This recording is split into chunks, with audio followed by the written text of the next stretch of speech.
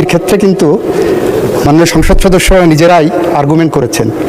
এই দাবির ক্ষেত্রে ওনারা কিন্তু পোশাক পরিহিত আইনজীবী হায়ার করে এনে উপস্থাপন করেছেন। আমি দেখেছি ব্যান্ড, ওনার এখনো ব্যান্ড আছে, খেয়াল করেছি আমি।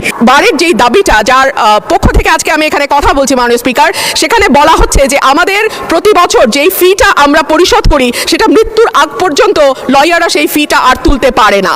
কিন্তু দেখা যায় বহু লয়ার শেষ জীবনে অসুস্থ হয়ে গেছেন, প্র্যাকটিস করতে পারছেন না, আদালতে যেতে পারছেন না, কিন্তু তাদের মানবেতর জীবনযাপন করতে হচ্ছে। একই ধরনের কথা শিক্ষানবিশ আইনজীবীদের ক্ষেত্রেও প্রযোজ্য।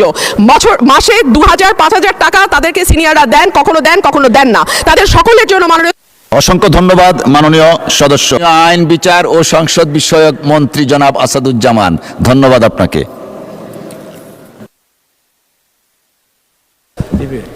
মাননীয় স্পিকার আপনাকে ধন্যবাদ। মাননীয় স্পিকার আপনি লক্ষ্য করেছেন অন্য দাবির ক্ষেত্রে কিন্তু মাননীয় সংসদ সদস্য নিজেরাই আর্গুমেন্ট করেছেন।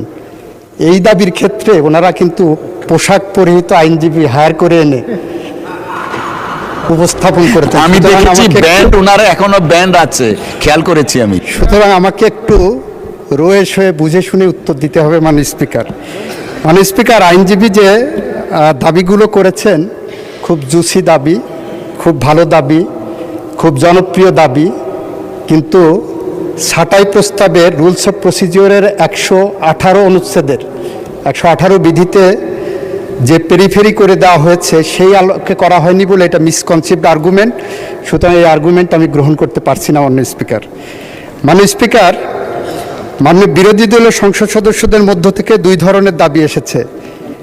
একজন সদস্য যিনি নীলফামারী থেকে নির্বাচিত, উনি বলেছেন এই বরাদ্দ অনেক বেশি হয়ে গেছে, সুতরাং সেই কারণে 1 টাকায় কমানো হোক। আর একজন সদস্য মিস্টার নজিবুর রহমান বলেছেন এই দাবি অনেক কম হয়ে গেছে, সুতরাং 1 টাকায় কমানো হোক। আমি বাণিজ্য মন্ত্রীর সাথে কণ্ঠে কণ্ঠ মিলিয়ে বলতে পারি একটা ফু দিয়ে দেন, তাহলে 1 টাকা দিয়ে গোটা আইন বিভাগ চলবে।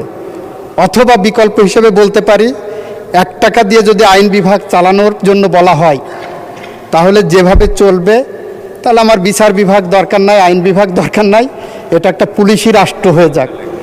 তাহলে বিচার বিভাগের তো 1 টাকা দিয়ে চালানো সম্ভব না বর্তমান বাস্তবতায়। সেই প্রেক্ষাপটে মাননীয় স্পিকার 118 অনুচ্ছেদের 118 বিধির 5টা ডায়াগ্রাম করলে 5টা 118 বিধির ক অনুচ্ছেদে ডায়াগ্রাম করলে 5টা ইনগ্রিডিয়েন্টস পাওয়া যায়। তার একটা হলো আমরা যে কারণে যে নীতিতে এই প্রস্তাবনাটা করেছি এই প্রস্তাবনাটা ওনারা মানতে